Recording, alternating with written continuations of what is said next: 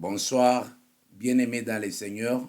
Tokutani suna poko ya lelo na kati ya télévision na biso Yesu nde makambo TV. Awa toye ko ezali journée na biso ya enseignement.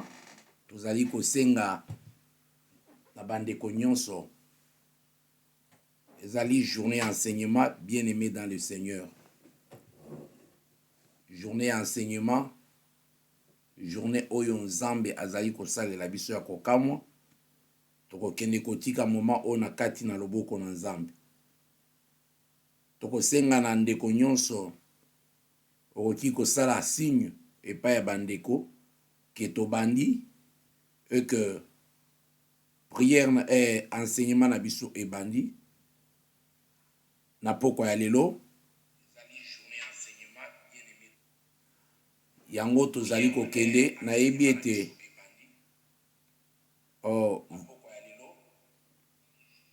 volume na biso ezali très bien, batu nyonso baza kolanda très bien parce que souvent tango tozalaka na moment ya ba enseignement ezalaka tango susu problème ya volume ezali kosala moi mikakatano muke mais na poko na lelo je pense bien que volume ezali très bien. Alors bien aimé tozali kokende na moment oyo tozali kokende kobondela nzambe kokumisa nzambe parce que ezali temps oyo tolingi kopambola lesu nzambe ko recommander moment ya enseignement na kati na loboko na nzambe tobondeli. Papa topesi merci pona bolingo na yo. Une fois de plus c'est tozana au rendez-vous. Lelo ezali vendredi. Eza moment na biso, eza culte na biso ya enseignement comme d'habitude.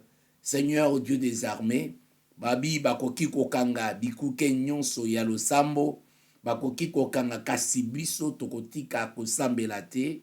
Yawe nzambe na bibele, la preuve en eux que même bikuke ya losambo ekangami, mais biso tozali ko comparaître liboso ya trône ya gloire na yo. Totiki moment ya partage, ya enseignement na kati na loboko na yo. Et te Seigneur Dieu de gloire, ole kanako kamba biso par ton esprit. Et te Saint-Esprit à se révéler pendant moment ya partage, ya ba enseignement. Oyo to bandaki pe tozali kosi sa mokolo na lelo. Yawe nzambe na bibele, tu kete Saint-Esprit olobela mutu moko, tu kete Saint-Esprit o visiter mutu moko. Tu kete Saint-Esprit ete motomoko akangolama abikisama kouta na yo na kati na pokwa na lelo na kombo na Yesu Christo. Amen. Alors bien aimé dans le Seigneur, tozali liboso ya écran na ba écran na biso, tobandi enseignement na biso, tobandaki ko parler na oyo etali savoir compter nos jours. Toyeba ko compter mikolo na biso na se ya moi. Yango enseignement oyo topesi temps mulai tokotisaki yango tiba dimanche pour ete to progresser. Et to progresser malamu mais lelo tozali kokende na fin ya enseignement na biso sur savoir compter nos jours. Toyeba kotanga mikolo na biso na se ya moi. Voilà, eza très important. Ezalaki moment oyo tolekaki Saint-Esprit alingaki toleka, ezalaki moment ya ko réfléchir, ya ko sala examen de conscience, ya kotala touti wapi, tozali kokende wapi, nini tokoki kosala, na nini tokoki kosala te. Vraiment ezalaki moment ya bénédiction parce que bamateya ya boye mingi ete ya marakaka na kati ya bamatanga. Et puis matanga tozwaka yango mikolo nyonso te. Yango voilà le problème. Lokola tozwaka matanga mikolo nyonso te, ezali difficile ke toyokaka message oyo na moment nyonso. Mais tolingaki koloba ete eza message ya matanga te. C'est seulement que batu to profitaka na kati ya moment ya matanga po ete ezalaka na un grand nombre ya batu ezalaka réuni. Na tango un nombre ya batu eza réuni, tolingaka ko faire couler message oyo pour attendre un bon nombre ya batu. Toyebi ete lelo to lobby même ndenge toza koloba même na moment où toza koteya bato bazali kosala voyage. Il y a deux sortes de voyage ezali kosalema. Ba musu baza ko quitter monde, ba musu baza ko kota na monde. Donc tozali na ba oyo baza ko botama pe ba oyo baza ko kufa. Donc ce qui est normal et c'est chaque jour. Ezako salema na planète Terre chaque jour. Donc façon ya kokota ekoki kozala moko. Eza penza na ba dégâts ya makasi te. Mais façon ya kobimela ezobimela na ba dégâts ya makasi. Alors, nous allons nous poser la question de savoir pourquoi. Pourquoi nini wana mibale? Parce que tango mutu aza koya, c'est bien entendu que mutu oyo nanu apeshete, nana komi pe na contact na mokilité, malgré que azali kobotama na lisumu oyo ya Adam et Ève. Mais okomona kobima na ye eza na ba secousse penza ya makasi mingi te. Eza ba cas particulier omoni ke bana bazaka kobotama et c'est seulement que ba maman par rapport na punition ba pesa ki Adam et Ève nde okomona baza kozwa ba douleur tango bana bazali kobotama. Tango toza kokota na kati ya mokili. Mais bien aimé dans le Seigneur, mais na kobima na kati ya mokili, en tout cas eza difficile. Okomona que batu baza kobima lolenge ebele. Donc ba lolenge ya kobimela na mokili ndeza ebele. Ba musu na ba accident, ba musu ba tumami, ba musu ba kena ba mai, ba musu bokomona phénomène. Alors tozo comparer les deux phénomènes oyo. Ba phénomène mibale oyo tozali ko comparer yango. Tango bato nyonso baza kobotama bien. Mais pona kotika mokili oyo, okomona ke bato bakomi kotika yango avec de problèmes, avec tango musu na accident, tango musu na maladie moko ya mabe, tango mususu bakataki mutu, tango musu basalaki. Donc okomona ke mutu moko te na minute oyo ayebite comment est-ce que ye akoki kotika mokili. Bamusu bakenaki na ba guerre, bakufi na ba guerre, bamusu bakataki bango, bamusu batutaki bango, mais à la naissance, ce n'est pas le cas. À la naissance, il y a seulement peut-être que c'est la maman qui subit par exemple césarienne, par exemple. Tolo baka, il y a césarienne. Donc baka moko bien ba douleur moko boye, mais quand il s'agit de l'enfant, vraiment azali ko connaître yende azako pesa d'ailleurs et pas ya maman pasi pona kobima na kati ya mokili. Yango na lobi ke ezana denzela oyo ezali na seya ezali ko salema et na minute toza koteya nyonso eza ko salema pe automatiquement. Ba oyo bazali ko bota malelo na moment o tozali koteya ezana batu bazokota na mokili. Nzamba tini batu na mokili ba bébé baza kobotama na minute oyo toza kote. Chaque minute, chaque seconde na planète Terre bana baza kobotama na bikolo na balang na baposo nyonso bana baza kobotama.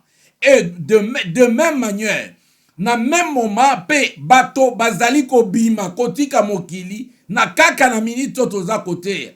Chaque seconde, chaque minute, chaque heure. Ok, na ba hôpitaux partout na planète Terre. Ozali kokuta ete batu bazako lela malgré que peut-être na quartier na bino batu bazali te baku mais yeba ke na moment oyo batu bazali kokufa minute nenge egui ya montre ezali kotambola pe lolenge pe batu bazako bima na kati ya mokili pe lolenge pe ba musu bazako botama na kati ya mokili. Donc ezako konte ba air ezako konte tango egui ezako tambola ezali ko balaye omoni ezali egui etambola kaboy ezako balaye pe ezako kotisa ba mususu ezako balaye pe ezako kotisa ba mususu mais kokota na mokili tokota ka presque lolenge moko ezalaka na ba secousse te bien aimé ezalaka na ba pasi te pona ba bébé. Donc ezabaka moko ya mike mais à ce qu'il s'agisse ya ko bima na mokili pona kokende ba forme comme ebele yango bomoni ke Eli amataki likolo. Balobi ete Moïse akendaki na montagne. Babie ke Jésus babetaki babomi. Donc bakomi setina. Donc omoni ke abotamaki bien. Mais pona kobima na mokili azobima na problème. Pourquoi? Parce que na kati ya mokili tozali koya ko hérité eloko babengi péché. Eloko babengi péché toye ko hérité yango na kati ya se ya moi. Na tango oza kobotama balobi Bible lobi ete mutu nyonso abotami na mwasi abotami na lisumu originel oya Adam na Eve.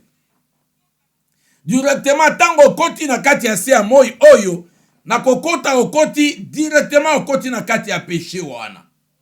Alors nzoto mbala moko tango esprit elati nzoto tozali kolata eza nzoto ya masumu directement tozako mbala moko. Et c'est pourquoi nzoto il fallait ezala détruire. Il faut pas détruire nzoto ya mutu nyonso parce que ce corps n'héritera point les royaumes de Dieu. Et quoi hériter royaume ya Nzambe te. Bien-aimé, bamateya oyo tozali koteya c'est pour te préparer au réfléchir. Nga pena réfléchir na kana ngai na lobiete na minute oyo bato baza kobima. Nga na sina kota déjà. Et comme ici ko tour na ngai peut-être lobby to après lobby, il faut na bima, na tika mokili. Donc vouloir ou pas, ngai na yo tokotika parce que toza na kati. Maintenant tokotika yango lolenge nini. C'est ça le problème. Tokotika lolenge nini. Yango sujet na biso toza koloba savoir compter nos jours. Waneza grand thème na biso. Savoir compter nos jours. Mais na sous sujet na biso lelo na pokwa lelo tozali ko parler sur Lazare et le riche. Pourquoi tozui yango? Parce que ezali parabole moko ezali ko pesa biso inspiration. Et surtout na biso bato peut-être lingi lix. Peut-être lingi to kangama na biloko ya mokili pour voir comment est-ce que biloko oyo esika nini koki komema biso. Ce qui to s'attacher nango makasi. Bien aimé ezawana pour servir biso. Elamba ezawana pour te couvrir nzoto. Mais bien aimé eke esala te que na kati elamba na ngai to na ndako na ngai ekoma monkeri to ekoma etina nga na kati ya péché. Voilà le problème. Et que Bible lobiete à quoi servira-tu à un homme si il gagnait le monde et perdait sa propre vie? Alléluia. Au père de vie na yo, au père de vie éternelle, mais au gagné, au sombi bandako, au sombi biloko nyonso zanango posa, au sombi yango, au zalina yango, mais au perdre. Yango komona ke tozali ko senga pena ba chrétien, omoni na ba mateya ya boye, tango za kolanda, sala yango directement yope otindela tande komoko. Parce que pour le moment, mateya nyonso c'est comme kaka pona mariage, pona voyage, pona prospérité, pona bien-aimé dans le Seigneur. Toutes ces choses, quand vous lisez la Bible, dans le livre de Matthieu chapitre 6, au banina 32, je pense bien à 34, Bible ezali koloba très bien, toutes ces choses, ce sont des païens qui les recherchent. Et votre Père Céleste, c'est que vous en avez besoin. Alors, ayebi kezaba besoin, et puis ye moko en tant que papa, akoyeba lo lenge nini, yako komble biso, na elamba, na eloko akolia, pe na eloko ya komela, na esika ya kolala, bien aimé dans le Seigneur.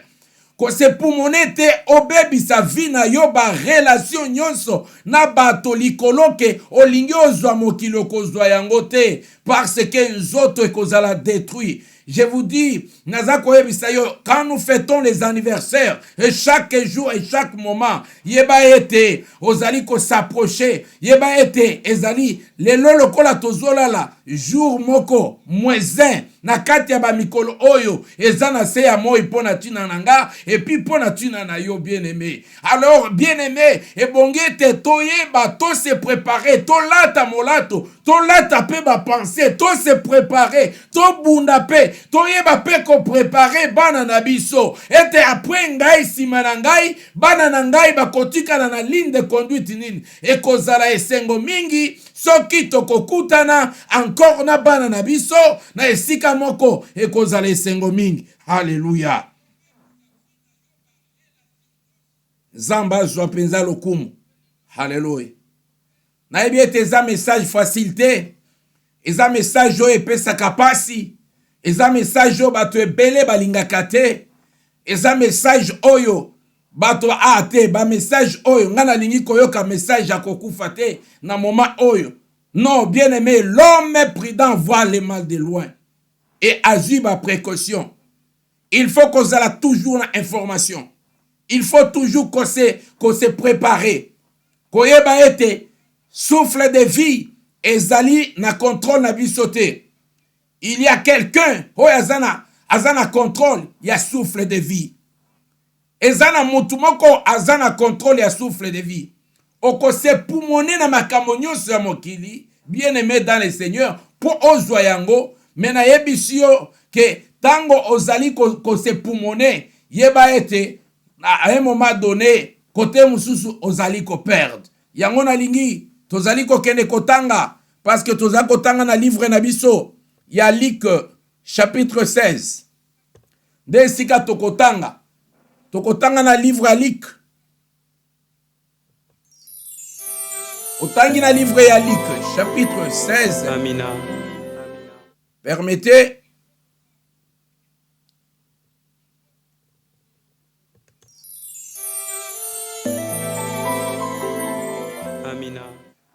tozali kokene na livre ya Luc chapitre 16.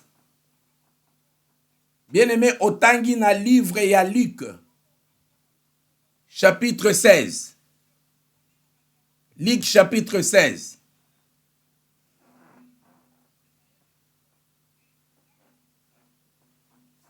Nazali kotanga epai nanga Luc chapitre 16. Chapitre 16 verset 19 à 31. Jusque c'est une histoire que toyebi mais ezali comme mabiso na sagesse to ya ko comprendre. Voilà. Vous allez livre à Luc. Luc chapitre 16.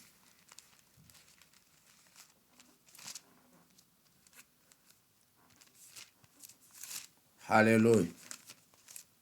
Luc chapitre 16, 15, 16. Verset 19 à 31. Tokotanga et puis rapidement peut-être tokoki ko sauter 19. Il y avait un homme riche qui était vêtu de pourpre et de fin lin et qui chaque jour menait joyeuse et brillante vie. Un pauvre nommé Lazare était couché à sa porte, couvert d'ulcères, et désiré de se rassasier des miettes qui tombaient de la table du riche. Et même le chien venait encore lécher ses ulcères. Le pauvre mourut, il fut porté par les anges dans les seins d'Abraham. Les riches mourut aussi, et il fut enseveli. Dans les séjours de mort, il leva les yeux et tandis qu'il était en proie au tourment, il vit de loin Abraham et Lazare dans son sein. Il s'écria, « Père Abraham, aie pitié de moi et envoie Lazare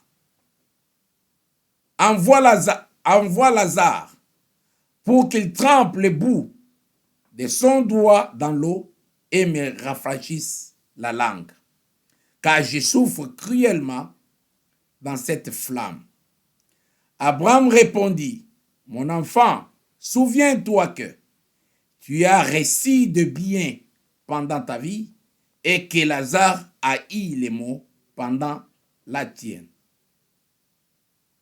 Maintenant, il est consolé et toi, tu souffres.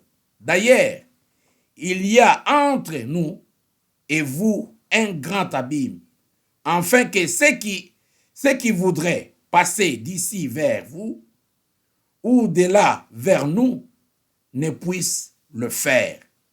Le riche dit, je t'en prie donc, Père Abraham, d'envoyer Lazare dans la maison de mon père, car j'ai 5 frères. C'est pour qu'il leur atteste ces choses, afin qu'ils ne viennent pas aussi dans ces lieux de tourments. Abraham répondit, ils ont Moïse et les prophètes qui les écoutent. Et il dit, non, Père Abraham, mais si quelqu'un des morts va vers eux, ils se repentiront.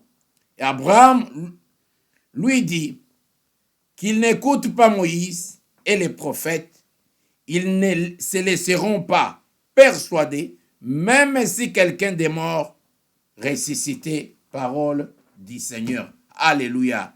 Bien-aimés dans le Seigneur, voilà message nabiso yangwana. Tomoni awa ezali lisolo oyo ngai na yo parabole. Oyo Christ azali kopesa, eza Lazare et puis eza na riche. Voilà bien-aimé, tokoki ko s'enrichir, c'est bien. Tokoki ko bengango, c'est une bénédiction. Mais il faut que notre bénédiction est à la bénédiction éternelle. Mala est à la bénédiction temporaire.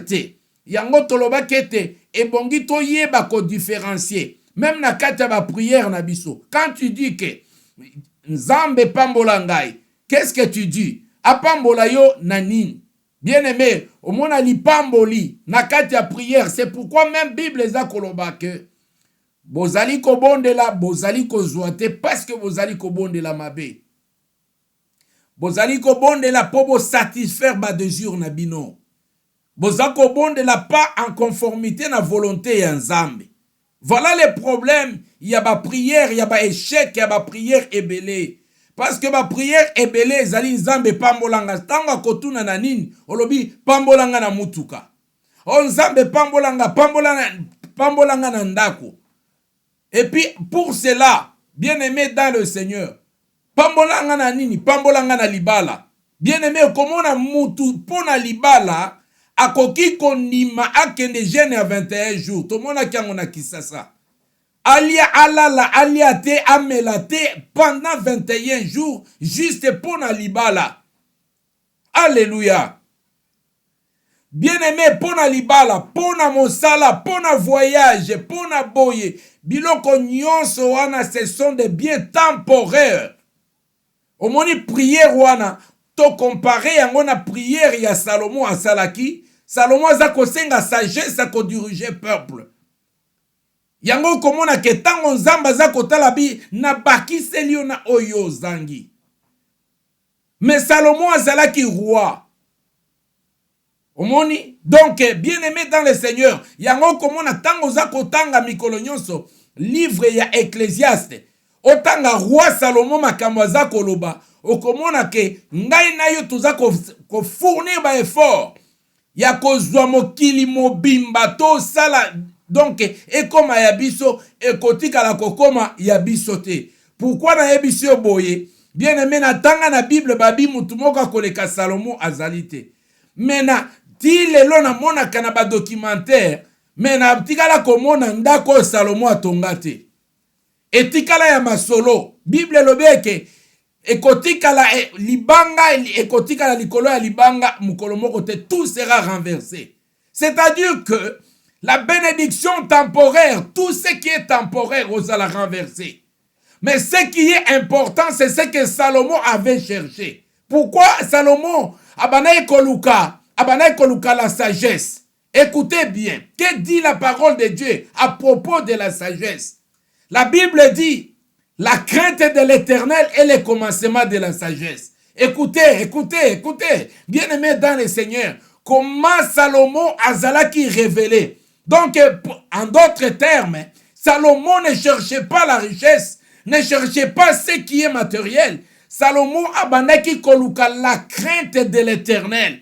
Parce que Salomon a yebaki comment atambolaki. Salomon azongaki na kati na et puis Bible lobi ke akenaki kosala prière ba effort na ye nyonso ekomaki ete na misolo oyo eza na yango atongela Nzambe ndako. Alléluia. Et puis ndako oyo akotongela Nzambe ebongi ete ezala ndako oyo ekotondisama na baolo na babiloko nyonso. Soko tangi na ba livre ya ba roi ya ba chronique okotala ndako ba tabernacle oyo Salomon atongelaki Nzambe. Me ba tabernacle wana biloko nyonso wana lelo soki toluki yango eza histoire ya tokotikala komona babike tala ndako oyo Salomon atongaki yango. Mutu oyo Bible ezali ko témoigner ke ye mutu moko te akotikala koleka ye na oyo etali makambo ya misolo ya richesse ya kopambolama mutu moko te. C'est ce que dit la Bible, la parole de Dieu. Mais tango nazali ko sala examen de conscience ngabi Salomon akomi ebele mais biloko na eza wapi? Parce que lelo il fallait to bana kokende comme ba touriste pona kokende koloba ete voilà ba descendant ya Salomon bango yeyo mais tala biloko Salomon atikela ka bango tala bandako atikela ka bango tala bozui oyo atikela ka bango mais lelo même atato ke itoluka ke oyo Abraham atikaka bien aimé to kene koluka oyo Jacob atikaka bien aimé na oyo totolobi ete les biens temporaires tous les matériaux, toutes les bénédictions temporaires, na miso na biso tozane le côté, totikali na ba preuve na kati ya Bible que ils étaient bénis. Mais la véritable bénédiction, oyo bayaki kopesa ce qu'ils cherchaient, c'était la bénédiction éternelle, ce qui est spirituel, c'était la parole. Et vous verrez à la fin, avant même Moïse akufa, Moïse a ekozwatan, alobi que maintenant je vais bénir. Nalingi la kufa, nalingi sikona pambola libota bana ya Jacob. Bien aimé dans le Seigneur, alingi apambola bango, tango alingi akufa. Souvenez-vous, bien aimé dans le Seigneur, Jacob balobaki keba pambola kiye, azwaki bibwele, azwaki makamunyonso. Mais un jour, ce que ozako kende, ozako continuer. Tango Jacob, azako nani Isaac, tobani na Isaac. Isaac biloko nyonso azwaki azalaki nango wapi? Bien aimé, Isaac, biloko nyonso ya Isaac. Biloko nyonso ya Isaac. Etikala komona na lisusu te. Mais na Bible bakoyebi ke Isaac apambola makasi. Et tango nzala ekotaki makasi po ete Joseph akene kosove bazalaki lisusu na eloko te. Parce que batikalaki na bénédiction oyo eza ya motuya eza de génération en génération. C'est de posséder Christ dans ta vie. Que posséder Christ comme Seigneur et Sauveur. Nakati ya vie na yo, pe ko kamata ko injecter Christ et Jésus. Nakati ya bana na yo, nakati ya ba descendance na yo, ndi oyo ezali éternel, oyo komema bango kino na vie éternelle. Alléluia. Tozo voyager. Bamsuba na ba passeport, ba kotaka ba pays nyonso ya monde. Allons cherchons ba entreprise ya ba Jacob. Allons cherchons ba usine ba bilanga na bango. Allons cherchons tout ce qui est matériel et zala qui détruit les loto kiko même tango ba kena na Jérusalem. Même bato ba kena oto kena mira lamentation ba omona ba lambo ya ba mi ekoki ko représenter lisusu ke bomengo ya batute. Alléluia. Mais eloko oyo etikali libela ezali bénédiction o ezala qui prononcée par la bouche. Yango Bible lobi tout passera mais la parole ne passera jamais. Liloba nini yo obimisaka pona bana na yo, pona famille na yo, pona ekolo na yo, pona makambo na yo, c'est ce qui va rester. Ba construction ekoki kokene na tsunami. Tremblement de terre ekoki koya biloko nyonso za renversé. Tomona batu basomba ba mapango na Kinshasa mais érosion iye ezuna lopango ekeye na yango. Eza kutata tremblement de terre te. bato mosusu ndenge naza koloba boye na Kisasa balelaka parce que soki bamoni mbula kaka balobi ke érosion bandi kosala babi peut-être lupango na ngai ekende. Et là où na kati ya pays wana eke nini gouvernement koki ko rendre eloko te ke non lokola ekwei boye gouvernement kopesa mbongo jamais. Donc ndenge ekwei lupango no esili makambo nyonso esili. Mais au futaki ba droit na yo nyonso na l'état na cadastre na nini tout ça biloko nyonso. Na kangi parenthèse. Alléluia. Voilà awa bazali kopesa biso histoire ya Lazare na mozwi. Alobi ete Lazare azalaki kovanda na se ya makolo, na se ya mesa ya riche pendant ces jours na ye terrestre. Riche azwaki biloko na ye babengi pe riche, azwaki ba honneur na ye, azwaki makambo nyonso, pouvoir, tout oyo yo lingi. Soki aza kobwaka biloko oyo bambwa bakoki kolia, nde biloko oyo Lazare abana ekolokota pe aza kobika na yango chaque jour. Yango bien aimé, eloko nyonso tosalaka na vie. Tango zo kosala eloko, il faut komituna eloko oyo naza ko se pumone makasi boye. Pare ya Nzambe eza na kati. Est-ce que gloire ya Nzambe pe kozala na kati? Soki eza na kati te, bien aimé dans le Seigneur, okozwa gloire wana me omifuti. Okozala lokola riche oyo. Azui Lazare alokota. Ayebaki Lazare bien parce que ayebi que Lazare abana ekolokota biloko oyo bana ekokweya na mesa et puis na bambwa parce que Lazare akoma etina bapota donc nzoto ezalaki su malamu te. Bien aimé ezalaki nango nzoto babie ekozonga na mabele, nzoto ekopesaka mutu merci te, nzoto ekosalaka eloko moko te. Nzoto ya Lazare ezalaki détruit. Nzoto ya Lazare ezalaki détruit. Premier Lazare, nzoto ezalaki détruit. Deuxième Lazare, nzoto ezalaki détruit. Bien aimé, kanisa ke Lazare ndeko ya Marie na Marthe, nzoto na ye pe ezalaki détruit. Balobi ete ezalaki ebanaki déjà ekomaki décomposé ezolumba déjà. Alobi ete aza kolumba déjà na kati. Nzoto eza. Bien aimé, ce qui est important, ce n'est pas ce corps que nous portons to latisi costume. Parce que même lobby, tango nzoto ekokita, ekobana kopola, même costume ekobana kokota bankusu, ekobana kokota banyama, ekobana kokota na kati ya costume oyo ndenge na lati yango bien aimé. Na kati ya libulu bakobwakelo na mabele, babani kobwakelo mabele, babani kozipa na ba fleur oyo ekoki kobima lisusu te. Alléluia. Bien aimé, il est grand temps. Trompette ezali ko sonner na mato yangai na yo. Il est grand temps. Grand temps ya koloba nini, c'est le moment de se préparer. Olé ozali ko se préparer. Osali ozali ko se préparer. Mais yeba ete aiguille ezali ko tambola. Montre ezali ko tambola na se ya moy. Montre ezali ko tambola lolenge nini, bato bazali ko botama selon aiguille. Seconde nyonso aiguille ezali ko ningana. Bana bazako botama, bazako kota na kati ya mokili. Et le même aiguille, dès que ezako ya, ezape ko balaye, ba oyo mususu, bazalaki na kati ya mokili, ezali ko bimisa bango.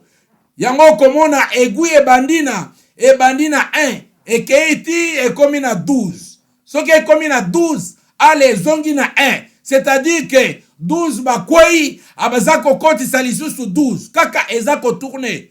Lolenge wana, alléluia. Nzambe asala biso ngolu.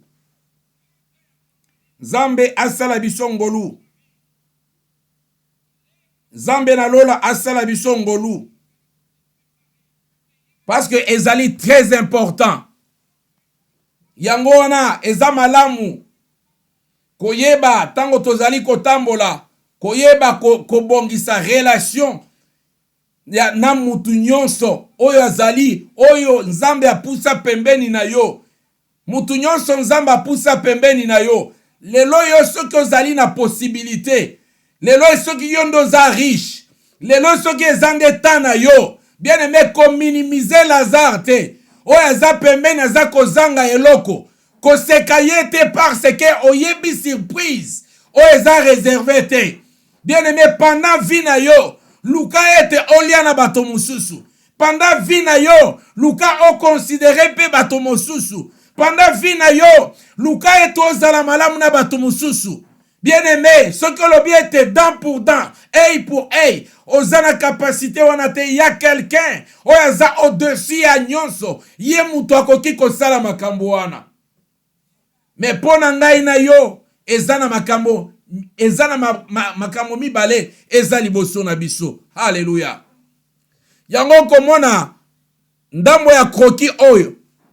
Moni kroki oyo ezali ko représenter eloko oyo eza motuya. Eloko eza motuya. Voilà na kati ya kroki na biso.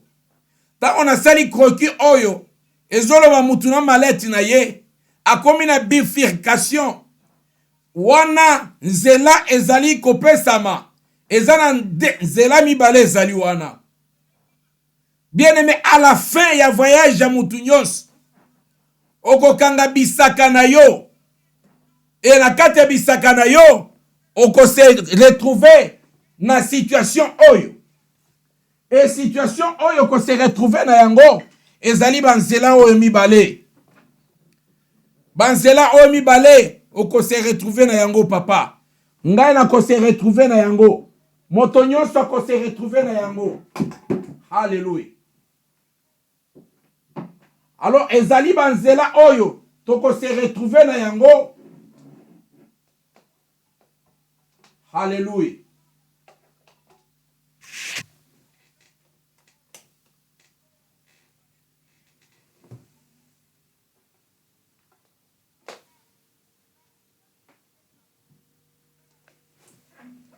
Alléluia. Tomoni tango tozali kozwa, selon ndenge na tie yango, na ngambo na ngai ya droite, na loboko ya mobali, balobi la vie c'est Christ. Esika wana, eza problème ya Christ.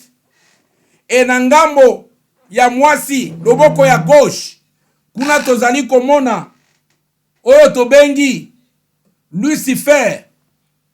Ça, eza nzela ya livre ya Deutéronome. Na kati ya livre ya Deutéronome, chapitre 30. Soki ngai na yo tokoki kotanga na Deutéronome, chapitre 30. Na chapitre 30 wana, okomona eloko Nzambe azali kosolola na moko na moko. Deutéronome, chapitre 30, na verset 15. Bien-aimé dans les seigneurs, nzela yango na mibale. Ozala nzela mibale liboso na yo. Na 15, Bible ezali koloba.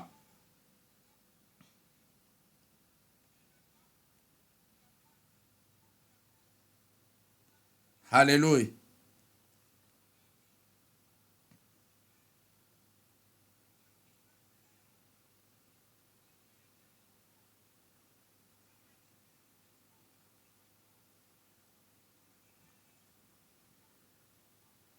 C'est une chose, au contraire, qui est tout près de toi.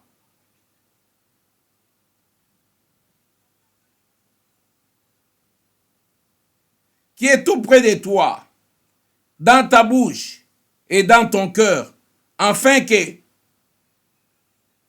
tu la mettes en pratique. Vois, je mets aujourd'hui devant toi la vie et le bien, la mort et le mal. Alléluia. Car je prescris aujourd'hui d'aimer l'Éternel ton Dieu, de marcher dans ses voies et d'observer ses commandements, ses lois et ses ordonnances, afin que tu vives et que tu multiplies et que l'Éternel ton Dieu te bénisse dans le pays dont tu vas entrer en possession. Mais si Si ton cœur se détourne, si tu n'obéis point, et si tu ne laisses point entraîner à te prosterner devant d'autres dieux et à les servir, je vous déclare aujourd'hui que vous périrez et que vous ne prolongerez point vos jours dans le pays. Alléluia. Bien-aimés dans le Seigneur, il y a deux. Alors bien, atielio nzela ya liwa pe nzela ya bomoy. Mais na kati ya conseil, choisis la vie. Pona Christ lelo. Soki oponi Christ lelo, ezali eloko ya malamu yo koki kosala na kati ya bomoy na yo. Ya kopona Jésus comme Seigneur et Sauveur. Ya vie na yo. Parce que Lazare azwaki parti ya malamu na kati ya vie na ye. Azwaki temps ya malamu, temps ya ko discerner, temps ya kopona, azwaki temps ya kopona. Apona nani na kati ya bomoy na ye. Bien-aimés dans le Seigneur, nous sommes arrivés au moment où ebongete tozonga na mateya ya solo pona ko préparer bana na Nzambe. Et chaque jour, richesse nini, nini okotika après zonga na yo. Tango okotika, ngai na yo tokotika. Mokilo okotike la bana na yo nini. La preuve en est que bénédiction matérielle ya Israël tozali komona yango te. Totangaki na kati ya ya Bible tomonaki bapesaki bango bakotaki na terre promise, bazwaki mabele, basalaki bobo na boye. Bien-aimé, souviens-toi que nation ya Israël bauti ko ngai na yo toza en vie nde bauti ko kopesa nation ya Israël.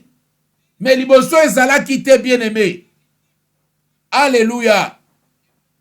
Ozalaka wana olandaka ba information.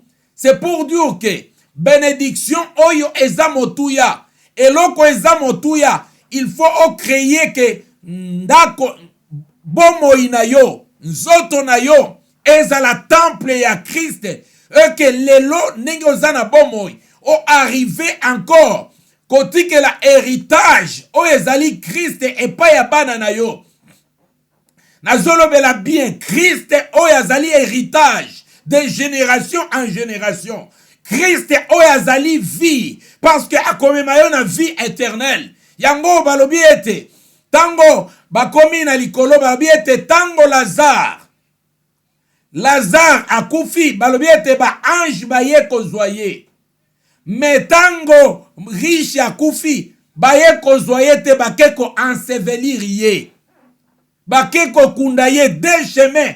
Tout d'abord, même na kati ya kobima na kati ya mokili. Tango baza kobima bango mibale, baza kobima différemment.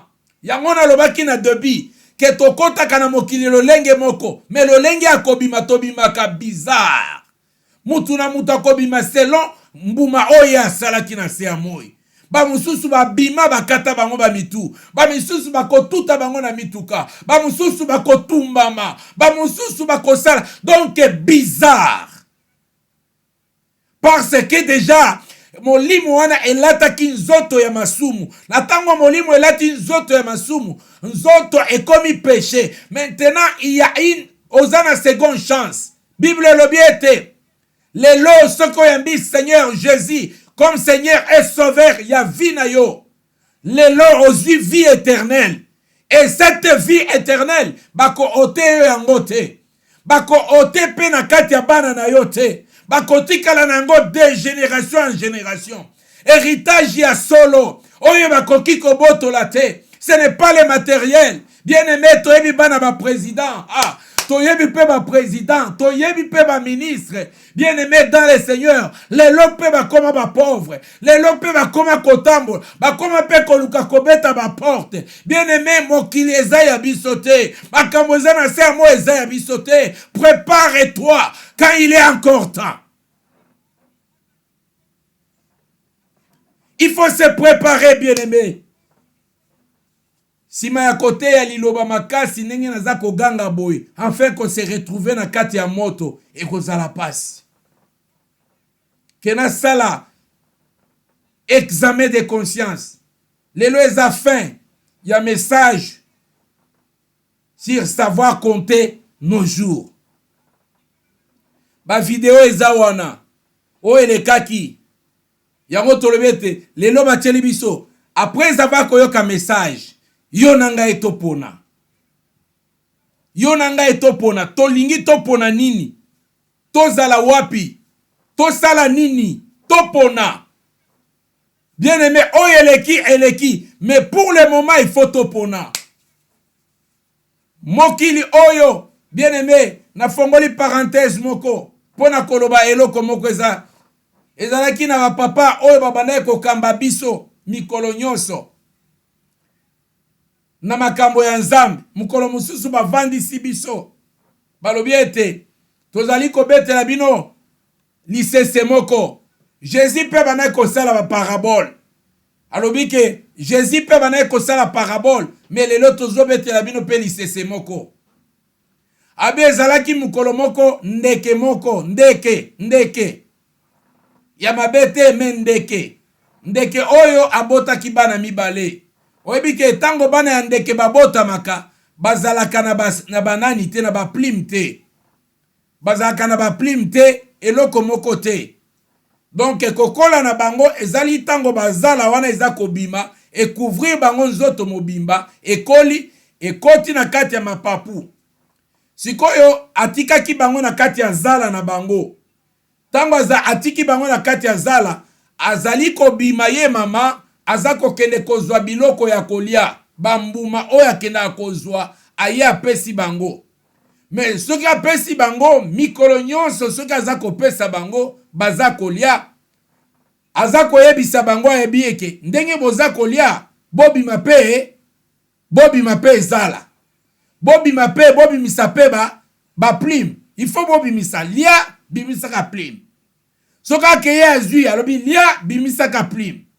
akei ka ndenge wana moko oyo abandaki soki ale aza kobimisa baplime na ye mosusu aye mama akokende kaka kozwa akoya kopesa nga aza kaka mama na nga akolemba ngai te ayebisi bango alobi ke omoni esika oyo tozali kovanda na nzete oyo peut-être mukolo mosusu baolinga bakata yango nakolinga te ke namona bino bozali kokufa nga naza komona bino na moma wana nga nakozala na possibilité ya kosalisa bino te me ndenge naza kopesa bino biloko boliaka pe bobimisaka bazala bien aimé oyo aliaka oyo mosusu aza kobimisa oyo mosusu aza kobimisa te mais un jour bayokaki moto ebandi kopela bakolo zamba wana babandi kotumba zamba moto ebandi koya mama atelemi amoni moto ebandi koya na ngambo kote nzete bango bazalaki ayebisi bana na ye nayebisaka bino un jour ke bato oyo peut-être eloko moko ekoleka sikoyo il faut moko na moko ayeba parce que ngai moyena mema mutu ezali te il faut mutu na mutu asote po ete moto oyo abimaki basala bayebise ke mekanano ameki nano kopumbwa apumbwe na etape mususu apumbwe lisu na etape mususu apres aye kozonga mama lobi pona yo problème eza te me pasi na nga ndeko na yo abandaki kolia me abandaki kobimisa basala te sikoyo moto ezoya mama atali ameka boye moye te ameka moto ekomi na pembeni mama na oyo mosusu basali nini bapumbwe bakei moto ezwi etumbi wana mosusu bien aimé dans le Seigneur yango Jésus amemi biso na lisese alobi ete ezalaki na mutu moko kombo na Lazare ezalaki mpe na mutu moko kombo na ye riche na riche oyo azwaki makambo ne nyonso na se ya moi me Lazare amonaki pasi mingi na se ya moi me pendant que Lazare amonaki pasi me abandaki komipesa na kati ya makambo na Nzambe Lazare atikalaki intègre malgré pasi na ye bien-aimé naza kosunga ete Saint-Esprit aza kolobela mutu moko ata soki nano ozwi te me yeba ke koperde Yesu te kolinga obwaka ye te mpo na biloko oyo ase ya moi. Peut-être ozomona mutu moko pembeni na yo ke azwi mingi, aza na vie ya malamu mingi, mais oyebi ntina ya vie na ye te. Bien-aimé, kangama na Yesu. Kangama na Yesu ekozala malamu mingi. Kotala gauche droite te. Yo mitika kaka kangama na Yesu Masiya. Alléluia.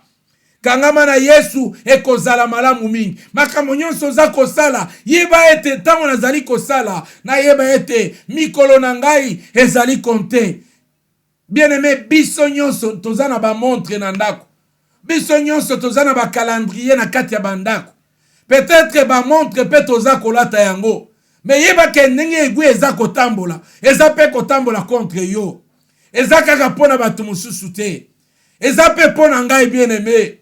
Peut-être après ils avaient côté ateyaka kutuma te ane ya suka yango. Bien-aimé dans le Seigneur, il faut se préparer, être prêt à tout moment. Totambola kanaba avion, au sepeli, au matin avion. Mais bien-aimé, ngaso na matin avion, komataka na zomata, na lobagete, Seigneur, soki na kitite, na kate ozi molimo na ngai, tu ka ete nzambe, ozo molimo na ngai. Alléluia. Avion ezelo comme malamu te. Nazali kobangisa yo te, mais il faut se préparer. Il faut se préparer à tout moment. Mutuka, kaka mutuka onga na sombi. Mutuka eza eloko ya malamu te. Eko kipe mukolo musu ekomi cercueil na yo. Obimaki na yango, yango na lobake koya na mokili, toya kanzela moko. Me kozonga banzele keseni. Ezotala selon ndenge mutu na mutu atambolaki. Alléluia. Que la gloire soit rendue au Seigneur. Alobi papa, Lazare na kati ya libumu Abraham.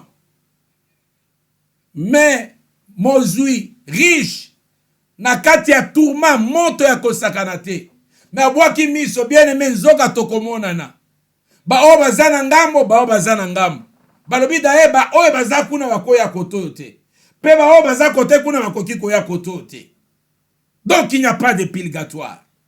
Donc okomona bana na yo. Alobi j'ai 5 frères. Nana ba frère 5. Est-ce que okoki kotinda Lazare akende koyebisa bango po baya awa te? Abraham alobi te. Bazana Moïse, baza pe na ba prophète. Ba yokela bango. Alobi te. Te Abraham. Pour ceux qui mutu ya kotoyo, auti na témoignage ya kotoyo, akiti, ayebisi bango ba kondima bango, alobi te. Ceux qui bandimi Moïse te na ba prophète, ata mutu ceux qui asekwi ba kondima te. C'est impossible. Po yo koki kobima kuna te oya aw. Kanisa bien, ke na vi na yo, ozalaki na biloko nyonso. Mais tandis que Lazare, azalaki na ba tourma ya makasi. Nazako ebisa mutu moko alela kaka nga pasie mais pasi na yo o persévérer na Christ. Ah bien-aimé na Saint-Esprit zako ba pasi na yo persévérer na Christ, ko abandonner Christ te. Aussi consommer déjà ba année à pasi na se ya moi. Kolinga lisusu te pona biloko ya se ya moi. Okene ko corrompe ko boaka vie éternelle. Malamu gagnata na éternité. Okene ko va na éternité na kati na kimia. Okene ko pema na kimia. Bien-aimé dans le Seigneur. Nalobake te message na biso. Ya kolobete tozali ko bondela bato bazako kene ko gêner pona kobota, bazako kene ko gêner pona mabala, bazako kene ko gêner pona ba voyage, bazako kene ko gêner pona ba maladie, bazako kene ko tout cela, toutes ces choses est temporaire, mais ce qui est important, bato bakoki ko gêner. Seigneur, montre-moi la kisangai comment est-ce que ngai nakoki kotambola na crainte na yo pour être nazanga vie éternelle était, parce que nazana horreur ya kobanga na lingi nazala na kati ya moto te. Bien-aimé dans le Seigneur, a bon attendeur sali trompette ezali ko sonner. Le Seigneur nous parle. Seigneur azako visiter ngai na yo, azako lobela ngai na yo.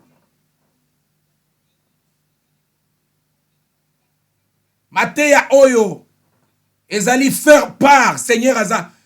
La plupart ya bato ebele awo eza bamate akala ezana. Ça c'est le message du temps. Des messages à temps. Répands-toi. Reçois Christ et Jésus pour recevoir vie éternelle et la véritable vie. Mokili na convatis na yango ekoboma biso toko amener loko moko te na kati ya se ya moi. Alléluia. Bible lobi na livre ya Apocalypse ke ba oyo bazana mato ya koyoka bayoka. Oyo azana motema ya kobomba abomba. Oyo azana makoki ya kosalela asalela. Alléluia. Alléluia. Alléluia.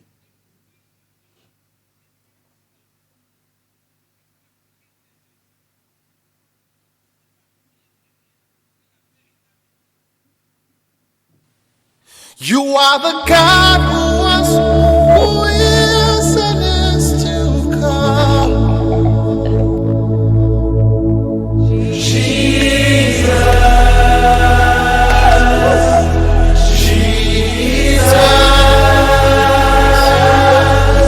C'est pour la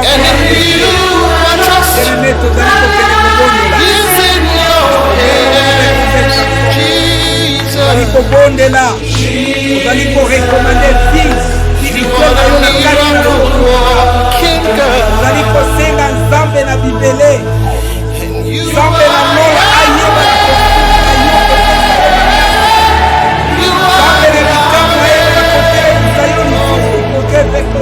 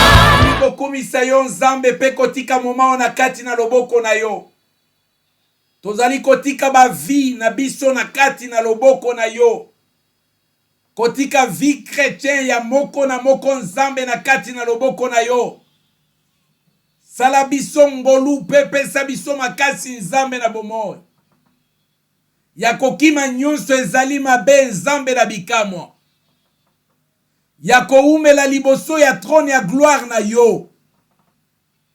Seigneur, aide tous se préparer butu na moi. Yahweh nzambe na bibele. Na keiko briser puissance nyonso ya péché. Puissance nyonso ya péché. Puissance nyonso ya péché, ya iniquité. Même na kati ya makila. Même na kati ya makila ya mwana moko na moko nzambe na bomoi. Nazali ko briser nyonso ya oya péché et agisaka na kati ya bana na nzambe. nyonso na kombo na Yesu. Bilakeli nyonso ya mabe, bapacte nyonso ya mabe, oyo babe ete tosi tokanga bapacte, ete batu oyo tomemi bango na kati ya royaume na biso. Seigneur, tozali koloba non na mabe.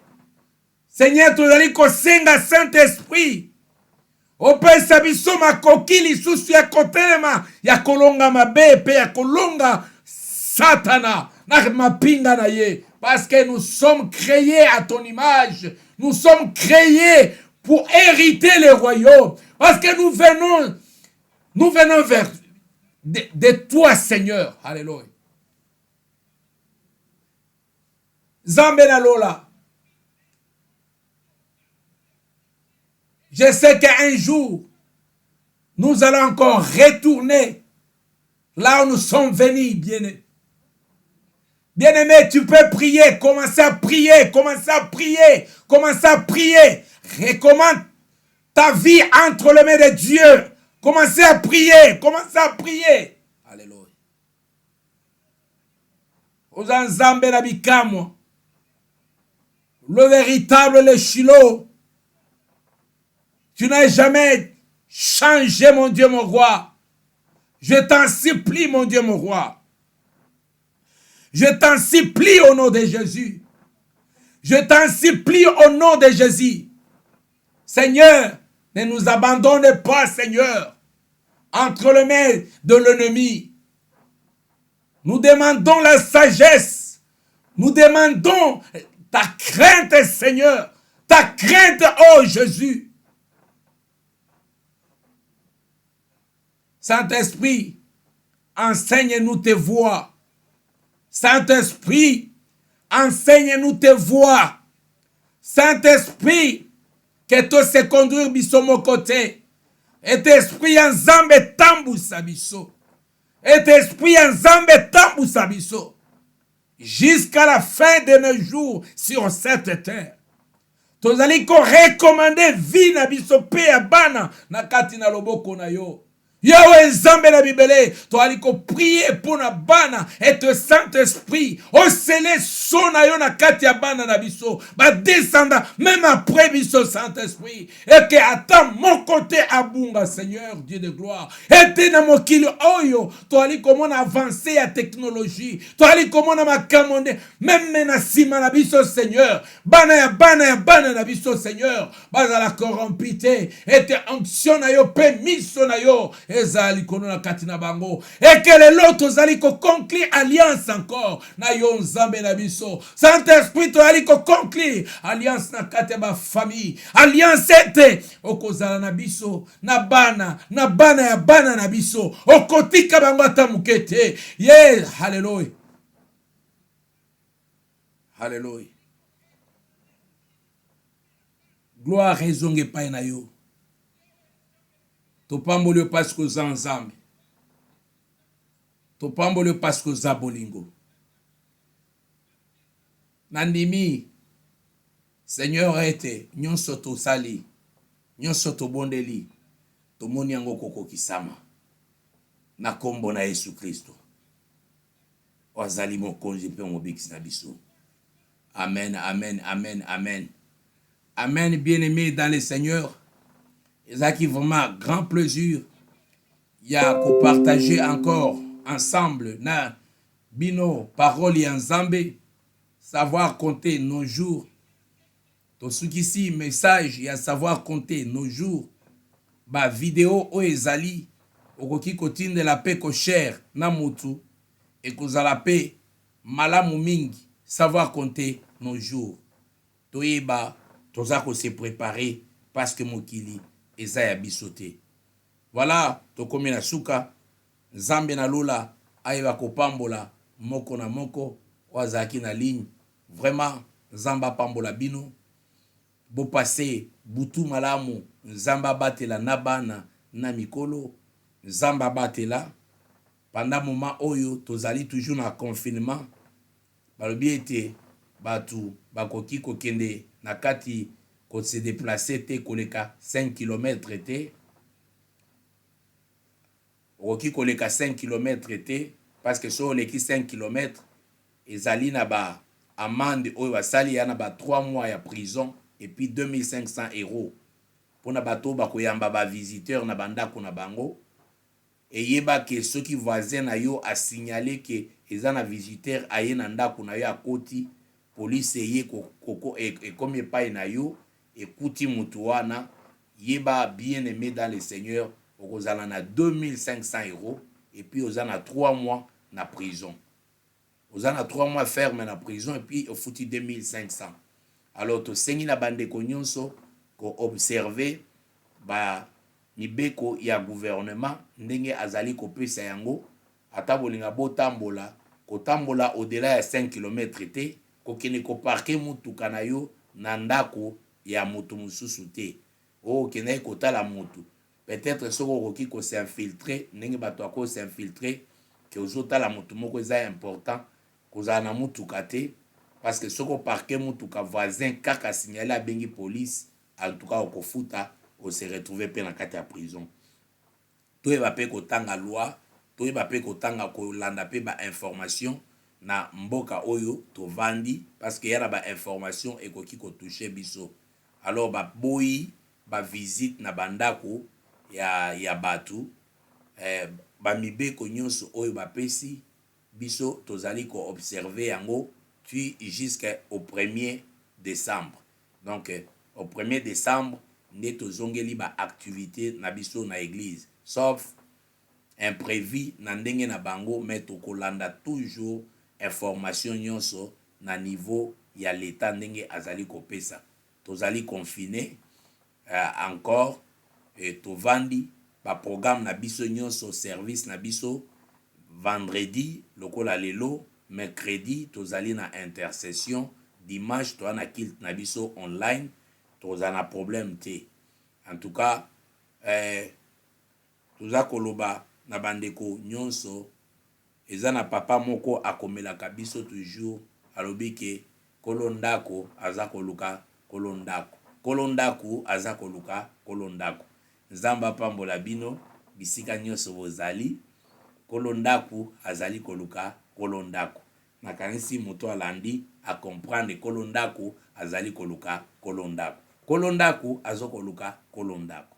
Voilà, ezali le 23 kolondako azakoluka kolondako. Zamba apambola penza bino, apambola ba papa, apambola ba maman et surtout totikala na union ya prière à tout moment, à chaque instant et kozala malamu mingi. Zamba apambola bino, tokutani encore mokolo ya dimanche na partir à 12h30 na kilt na biso comme d'habitude. Na dimanche oyo soki eza na mutu aza na besoin ya témoignage to cantique individuel tokoki kopesa ye pe a témoigner parce que eza culte tozongeli kilt na biso comme normal soit na témoignage okobenga lobi samedi opesi kombo na yo soki oza na cantique individuel okobenga pe opesi kombo na yo to proclamer yo bien avant pona koyemba oyembeli bana na nzambe soki yo yembi te tokobalanse kaka balor mbongo ndenge baza koyembela biso. Nzamba pambola bino tokutani wa bino Pasteur Léon K tokutani Yesu nde makambo. Bye.